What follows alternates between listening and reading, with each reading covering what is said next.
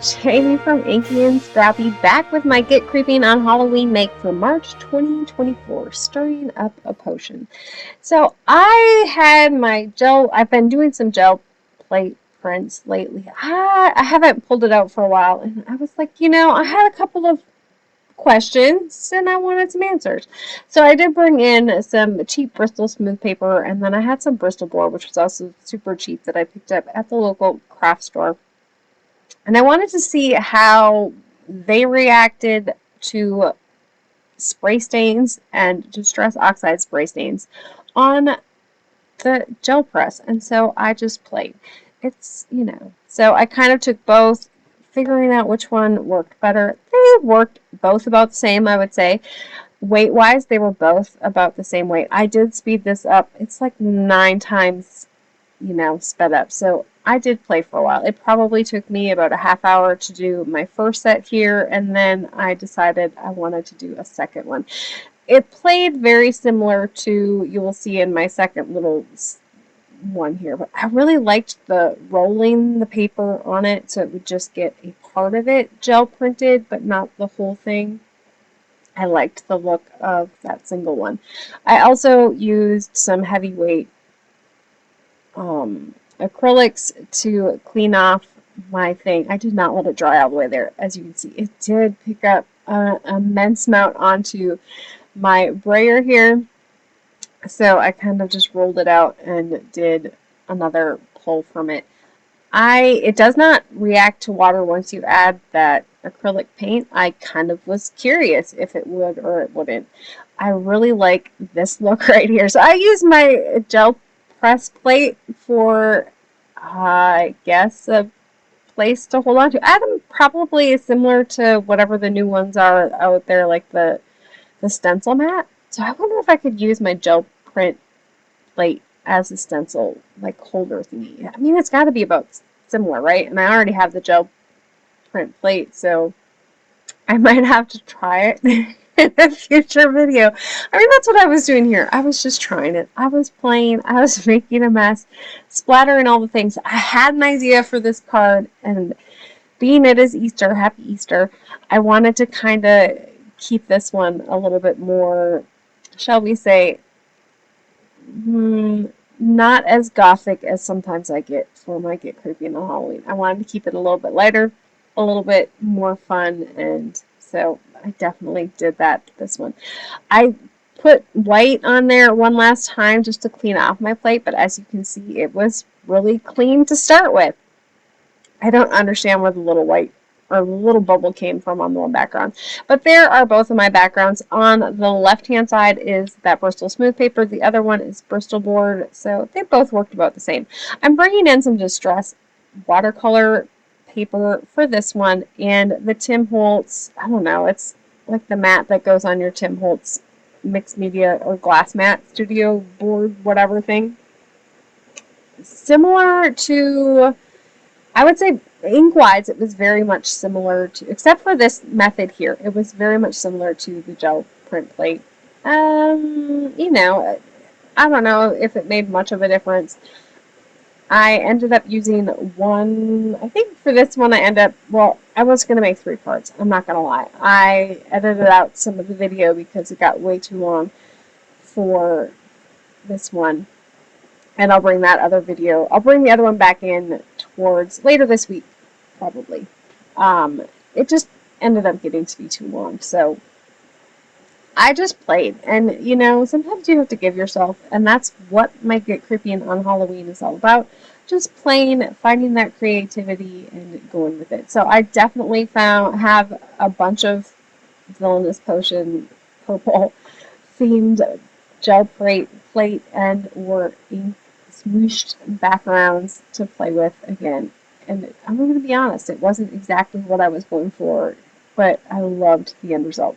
So I'm bringing in the, let me think about it. So the Monster one, the Frosty Friends, and the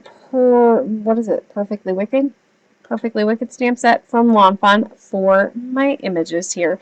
Now, I had an idea. I was kind of going, Shari had made Shari Moss from, she's on the design team for Law and Fawn, had done one with, like, it was a simpler one, I think. It was just like, maybe it had the, like, strip of water, like, I don't know, like distress.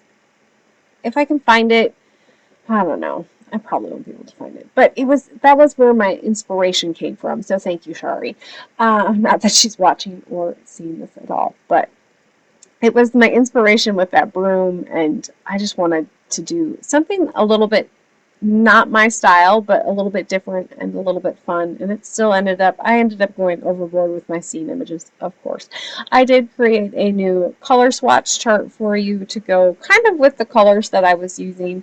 And so that will be up on my blog, inkyandscrappy.com. It is on the right-hand side. If you're on the computer, there's a little Ohuhu marker color blends page.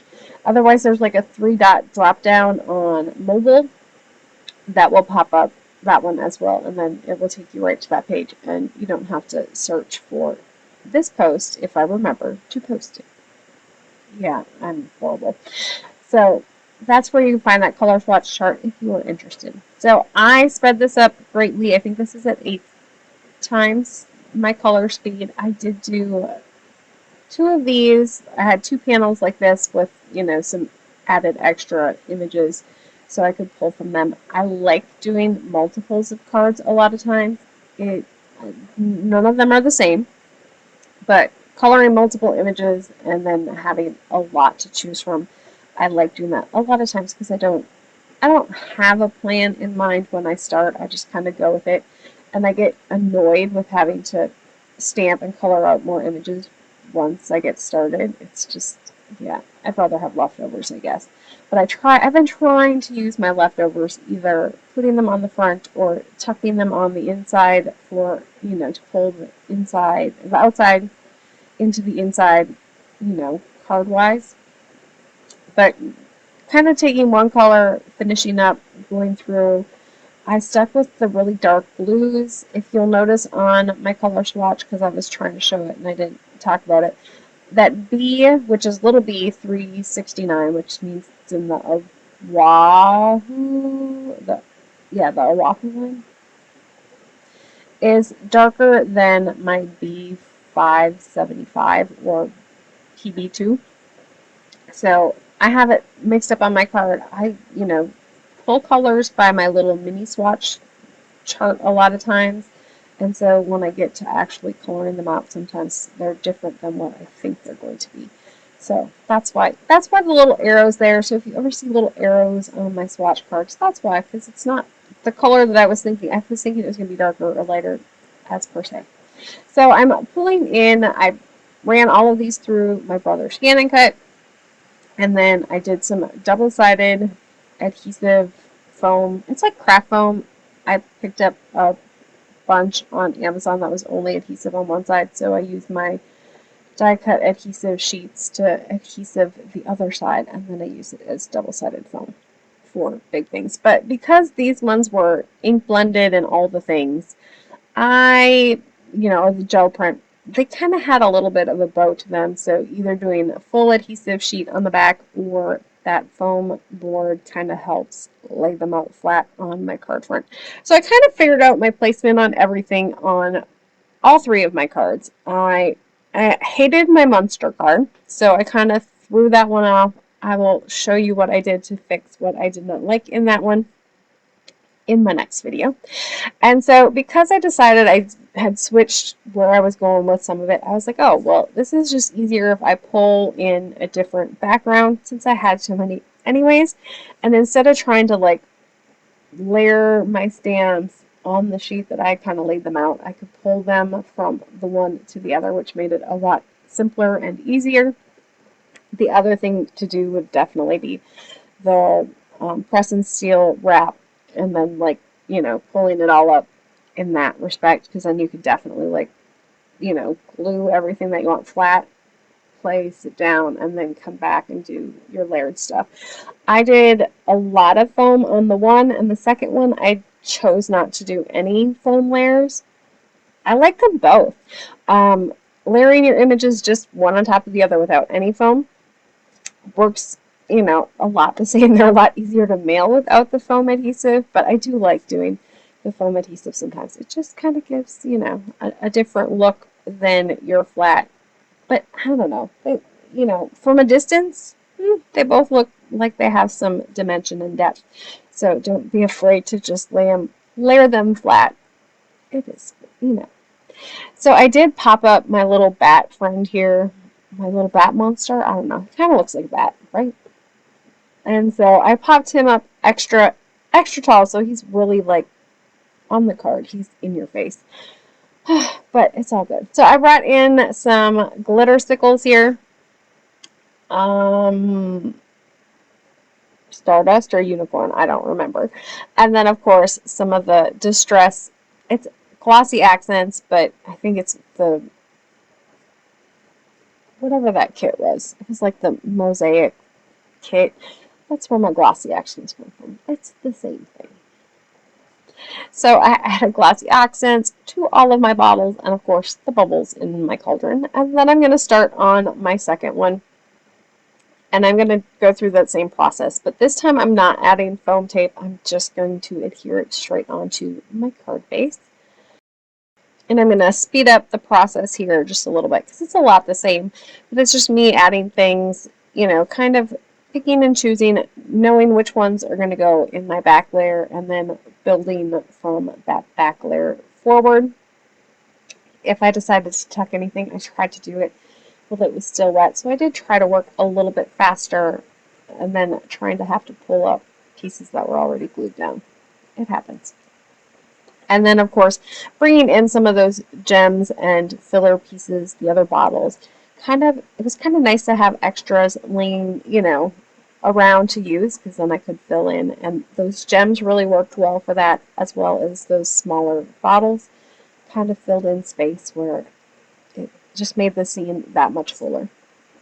I did add the little bat hat, or the little witch hat onto the bat. I just thought it was kind of a cute addition there. And then again, going in with those glossy accents and a little bit of glitter.